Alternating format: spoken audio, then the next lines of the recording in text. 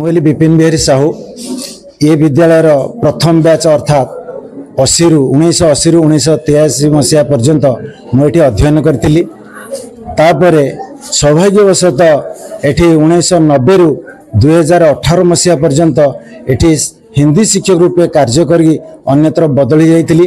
एबे Nimapada city school बा ETI रे मो हिंदी शिक्षक रूपे कार्य करुअछि।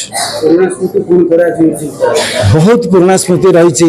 मुझे ये विद्यालय को आसली से पानी रे आसली एवं पाख पड़ोसी गाँव को मो सांग माने एवं मो शिक्षक मान सहित जाई धान नड़ा बाउंस कलेक्शन करी या निर्माण में आम सहायता करूँ। आज बदली जाइए सरकार यार रूपरेख बदली देइछंती, शिक्षार गुण बढ़ी एवं भल शिक्षार्थी एठू बाहरी पार्छंती।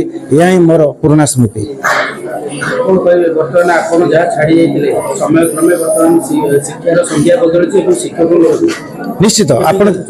निश्चित आपणकर प्रश्न सहमत।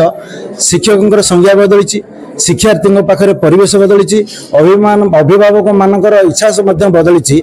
एवं विद्यालय पिलाने स्कूल प्रति आग्रह न रखी कोचिंग सेंटर प्रति जाऊँच श्रद्धा रखुंट, यह अत्यंत दुखदायक। मुझे मानस रंजन विश्वाल, मुझे स्कूल पुरातन छात्र थी। यहाँ गोटे मन भर सब आम बाहर बुलूचे कि सांगसाथी भर नहीं बुलवा प्लस ता भर शिक्षक मान पाइबा, शिक्षक मान भल पाइबा गोटेवा से गोटे अनुभूति, निरा अनुभूति।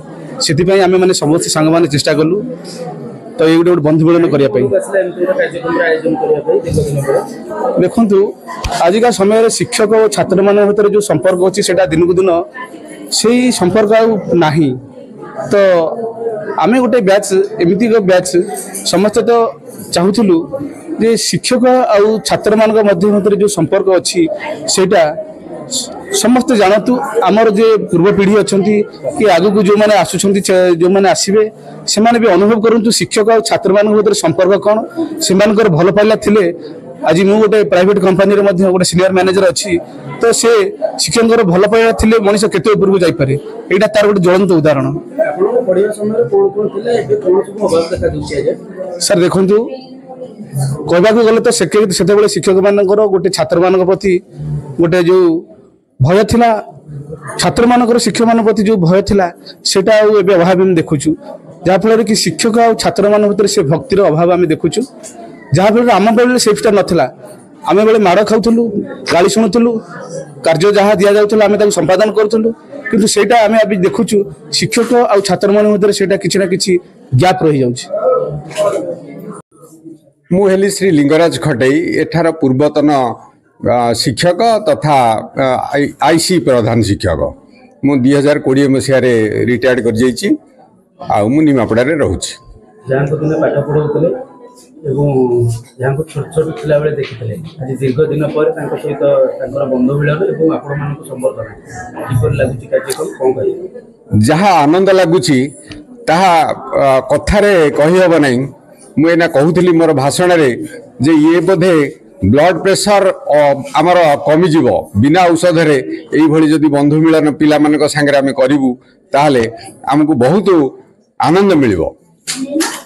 पूरा स्मृति कोन एमते रहला आज जहा कि मानव सहित बेसी किंतु तार कारण हला ये 90-91 मसीह रे आमर इठी जो मैनेजमेंट थिला तार सहायता रे स्कूल टा एते सुरखुर रे चलथिला। ब्लॉक रे यह फास्ट स्कूल भावे परिगणित होउतला एवं बहुत दूररू पिला माने बहुत स्कूल अतिक्रम करिकरी स्कूल को पाठ पढ़िया पे आसुतले एवं से माने मध्य सफल होउतले। ए होची तार मूल मंत्र। जने अवसर प्राप्त शिक्षक आपण जेतो आपनकर जो छात्र माने आज ई भली गोटे उत्सव रे आयोजन करछन हम अनदान करे देखिया को पाउछी कि छात्र छात्री माने जो कि जॉब करन बा जो आगु जाउछन निज शिक्षक को भूली जाउछन से माने कोन वार्ता देबा चाहिए। मु से माने को वार्ता देबा चाहिबी जो पहाच रे गोड़ देइकरी से माने ऊपर को उठिछंती से पहाच को केबे भी भूलंतु नाही। एया ही मोर पिला मानक पई वार्ता।